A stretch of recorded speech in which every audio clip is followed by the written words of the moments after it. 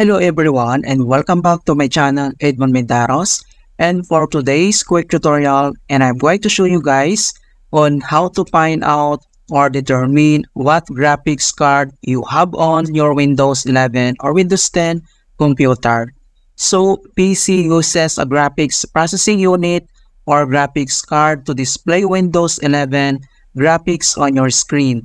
Most likely have an integrated graphics card, meaning it's soldered in with the motherboard.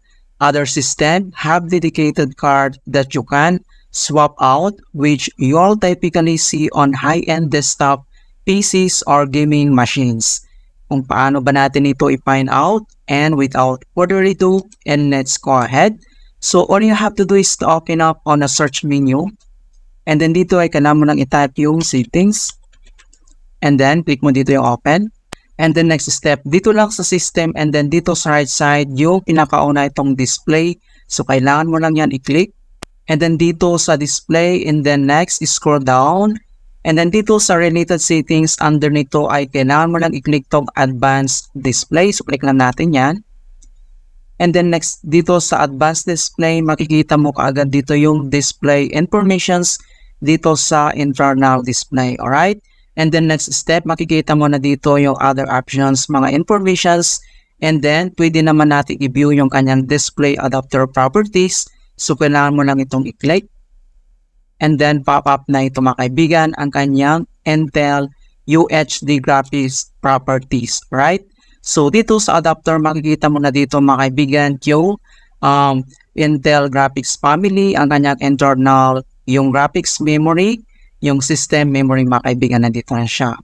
Right? So, and other method you can use to check your graphics card is using device manager. Kung paano natin i-find out. So, close lang natin dito, and then dito lang sa search menu, and then kailangan mo lang i-type yung device manager, and then click dito yung open. And then dito sa device manager, ang next step ay kailangan mo lang i-select dito yung display adapters. So, i-click mo lang tong arrow na to para mag-expand. And then next, makikita mo na dito yung Intel UHD graphics. So, select mo lang yan. Right-click.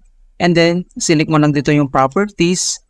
Ayan. So, nandito na yung kanyang graphics properties. Makikita mo na dito yung mga other informations. So, yung device type, manufacturers, locations. So, dito sa drivers, andito rin mga other details mga kaibigan. And then yung details. Alright, dito siya. Okay, so ang last method na pwede nating i-find out using system informations. Kung paano ba natin yan gawin. So, close lang natin itong device manager. Dito lang sa search menu. And then, kailangan mo lang i-type dito yung system informations. Ayan. So, type mo lang yung system informations, and then click mo lang dito yung open. And then, makikita mo kaagad automatic yung kanyang graphics details. So, dito sa kanyang system summary, dito sa right side, nandito lahat yung kanyang details mga kaibigan. So, descriptions, manufacturers, yung versions, and then yung baseboard mga kaibigan, nandito lahat. Yung kanyang graphics memory, and then yung kanyang protections and security. Ayan. Okay, so ganun lang po kasimple on how to check your graphics card details in Windows 11. And please don't forget to like this video, subscribe to my channel for more quality content. Thank you guys, and see you in my next tutorial.